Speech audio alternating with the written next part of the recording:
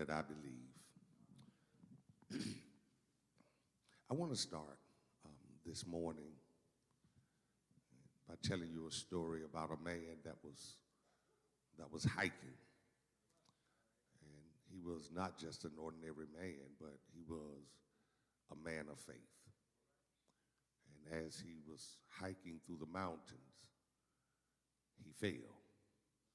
And as he began to fall, he reached up and he catches a branch. And frantically, he began to scream in the hollow, "Somebody help me. Help, somebody help me." And a voice from above his head says, "Do you believe?" And he says, "Yeah, I believe, but help me." And he says, "But do you really believe?" He says, "I don't know who the voice is that's above my head, but I need you to help me." And the voice says, "But I need you to believe that I can help you." And so finally the voice says to him, he says, "Do you believe?" He said, "Yes." He said, "Well, help me." He says, "Let go." And the man says, "Is there anybody else up there?" And that sounds funny, but believe it or not, even people that walk in faith has a problem with their belief factor. Because the believers have to be able to let go when they believe. And the saddest part of it is that you can have faith and not believe. But you can't believe and not have faith. Faith is having the confidence that God is who he say he is, that God is a rewarder of them that diligently seek him. To believe God is to believe God that even in my reality, I believe that if I put my belief in God, that anything that I need to happen will happen.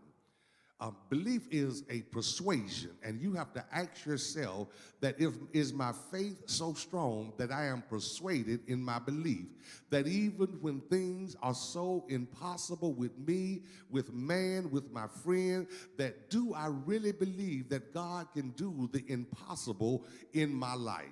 And a lot of people don't believe, and what is shaken is not their faith, what is shaken is their belief. When you read the story in Mark chapter 9, what you have is a man whose son is being tormented by evil spirits. He's been tormented. The man has faith, and now the man goes to the disciples, and he asks the disciples, "Heal my son." Watch this. What I begin to understand in the text is the man is asking the disciples to do something that he don't believe himself. Why is it that we'll go to God and say that we want him to do something, but you don't believe, you're not persuaded, you're not convinced that God can do it? Because if you were convinced, you wouldn't try to do it yourself. He goes to the disciples, and the disciples can't heal him. And the problem is that he had faith, but he didn't believe that his son could get healed. So then he takes it to the man himself. He has a conversation with Jesus, and Jesus says to him, "Do you believe?" He said, "Well, Jesus, I took them to your disciple, and they hang out with you, but they couldn't do it." And Jesus said, "The reason they couldn't do it because you didn't give them nothing to work with." He says, well, what do you mean, Jesus? He says, everything is possible, but first of all, you got to believe, because what God operates on is, what's the depth of your belief? No. How convinced, how persuaded are you that no matter how sick the doctors say that I am, that you can believe that God is going to heal me in spite of you having worse day before you have a better day? Listen to what Jesus says to him. Jesus says to him, he says, the problem is not your faith.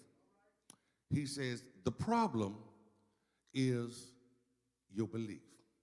Because we act as though our problems are too big for God to handle.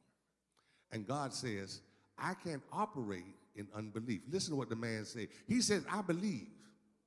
But God, what I need you to do is to help my unbelief.